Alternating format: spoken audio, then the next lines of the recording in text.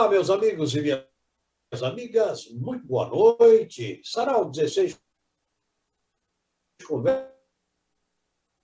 Rafael Noleto. O Rafael está nos trazendo o seu penúltimo livro, que é Piaga Alado. Piaga, Piaga. O que é Piaga? Piaga é o pajé. E o nosso querido Rafael, ele tem muita coisa em relação a um espaço chamado Piaga. Ele cultiva muito essa área que a gente vai conversar sobre ela agora. O que é o Piaga Alado? Boa noite, Rafael. Boa noite, Otávio. Saudações a todos que acompanham aqui o programa. E esse é mais um livro que completa, né, esse estudo da nossa ancestralidade sagrada, da ancestralidade dos piagas, dos antigos pajés, feiticeiros, curandeiros que habitavam nessa região, que era muito populosa no passado, que é a região onde hoje é o estado do Piauí, né, a região, no centro da região meio norte do Brasil. A gente tem aí uma grande herança arqueológica, uma grande herança de pinturas rupestres, de diversas tradições, né? Tradição agreste, tradição nordeste, assim são classificadas pela arqueologia, e cada tradição ela tem traços específicos, ela retrata cenas específicas de caça, de guerra, de convívio no dia a dia. E uma das cenas que sempre me chamou a atenção foi da figura com asas, a figura do pajé, do sacerdote, retratado com uma espécie de asas. Isso significa uma representação simbólica do voo do pajé, onde ele, através dos processos de transe, os processos ritualísticos, ele atinge, né, alcança aí o contato com o sagrado, com o divino, e traz de volta para a tribo aquelas revelações sobre curas, sobre ervas, sobre esses saberes sagrados. Então, essa figura aqui do Piaga Alado, inclusive eu estou com um livro aqui, na capa tem vários piainhas alados, né? São várias retratações de pajés alados que eu cataloguei de norte a sul do Piauí. Estive em alguns sítios, recebi fotografias de amigos que estiveram em outros sítios, estive na Serra da Capivara, em vários sítios arqueológicos de lá, e essa figura é muito recorrente, que seria uma espécie de homem-pássaro, né, que representa o transe desse pajé, onde ele se conecta ao aspecto de ave, e esse ritual ocorre até os dias de hoje em algumas tribos, especialmente ali na região do Xingu, quando a gente avalia vídeos de rituais dos indígenas daquela região, a gente vê o ritual dos homens-pássaros, onde os homens da aldeia colocam ornamentos em forma de asas de pássaros para simbolizar essa conexão com o animal que voa aos céus, que tem esse contato mais próximo com a energia divina e que traz essa força, essa conexão para a sua aldeia, o seu grupo, né, a sua comunidade, trazendo as revelações, trazendo essa energia de fortalecimento. E aí, nesses sítios que eu visitei, Otávio, eu encontrei muito essa figura, né? Aqui em vários estilos diferentes, né? Em vários estilos. Tem algumas que são mais geométricas, tem outras que são mais detalhadas, tem outras que são envolvidas em cenas, como, por exemplo, essa aqui, né? Que eu coloquei, é como se fosse um homem, né? Ele cultuando em uma posição de culto e a figura do pajé alado em destaque. Deixa eu ver se eu encontro ela maior aqui, porque dá para ver com muita clareza, né? E são presentes, assim, desde o sul do estado, lá na Serra da Capivara, até na região mais centro-norte, nas 7 cidades, né? A gente encontra... a primeira que eu encontrei, na verdade, foi em 7 cidades, né? Durante uma visita lá, encontrei a figura do Piaga Alado, que é um dos símbolos do parque também. E depois eu comecei a ver essa figura em várias outras fotografias tiradas por amigos, e também quando eu estive em outros sítios arqueológicos, sempre eu via a presença dessa figura, né? Aqui é uma das representações do Piaga Alado, né? Onde ele aparece aqui a imagem original, e aqui eu sempre trago essa vetorização, que é para facilitar. Muitas figuras, infelizmente, elas estão meio que degradadas, né? Por conta da ação do tempo, são figuras de 6.000 anos, 10.000 anos. Então, o tempo, acho que foi até generoso com essas figuras. Tem a depredação humana, tem o vandalismo, tem tudo isso. E a vetorização é uma ferramenta que ajuda a gente a enxergar melhor essa cena, né? Então, aqui a gente vê claramente um homem com os braços em posição de culto para essa figura do pajé alado, que seria uma espécie de divindade ancestral, né? Não só o sacerdote que ele transcende a figura humana e alcança quase um status de santidade, né? De divindade ancestral. E isso é um traço, né? Essa conexão com as figuras dos pajés alados é um traço da nossa religião nativa ancestral, né? Que é a religião dos antigos habitantes daqui do Piauí.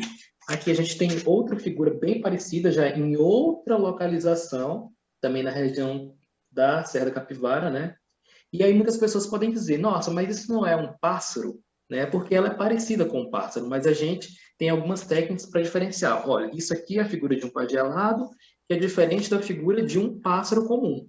Geralmente os pássaros, eles são retratados até mesmo em árvores ou com tridísticos, que é um símbolo de 3 pezinhos, como se fosse pé de galinha. E a figura do piaga alado, ela sempre aparece em um contexto diferenciado. Nessa, por exemplo, onde tem um homem ao lado dela e ela em posição de culto, né, em reverência, é uma figura de um homem pássaro meio maior do que seria uma ave, né? Porque as aves a gente sabe que geralmente a maioria são menores do que um homem. E aqui nessa figura a gente vê que é uma ave, um tamanho bem maior e em destaque em relação ao ser humano, né? A figura do ser humano. Nós, aqui no Piauí, nós tivemos um indiocídio, né? Digamos assim, né? Essa palavra, indiocídio, né? Porque dizimaram as nossas tribos indígenas aqui, né? Que elas hoje poderiam ainda estar mantendo toda essa tradição, toda essa religiosidade, não é isso mesmo, cara?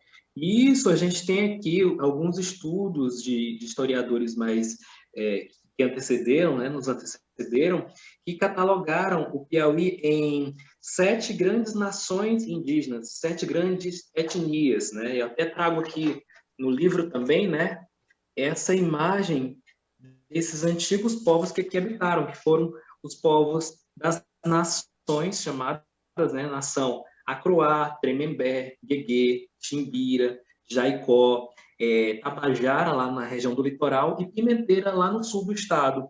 Todos esses povos, eles tinham próprias, seus costumes próprios, crenças próprias, mas todos eles convergiam no sentido de terem espiritualidades ligadas a diversos pontos do estado. A gente encontra figuras rupestres, cenas rupestres, que transparecem essas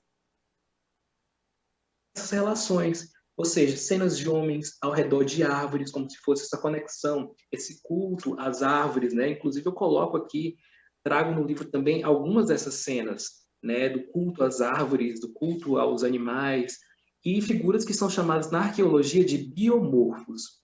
A gente tem os antropomorfos, que são figuras rupestres com formas humanas, os fitomorfos, que são com formas de plantas, e tem os biomorfos, que são espécies mais difíceis de identificar. Elas não são nem humanos, são traços que lembram o corpo humano, mas não lembram nenhum outro animal. A exemplo do próprio piaga alado. Pelo tamanho, ele se diferencia das aves que a gente conhece. E também não é um ser humano normal, porque o ser humano normal não tem asas. Então, ele possibilita uma interpretação mais lúdica, mais mítica, mais mística, inclusive. Então, a arqueologia não cabe ao papel tal. A arqueologia trata muito sobre entender um pouco o modo de vida dos povos do passado para entender o que isso nos entendermos como ser humano, entender a nossa história, entender o nosso passado. E se apropriar dessa identidade.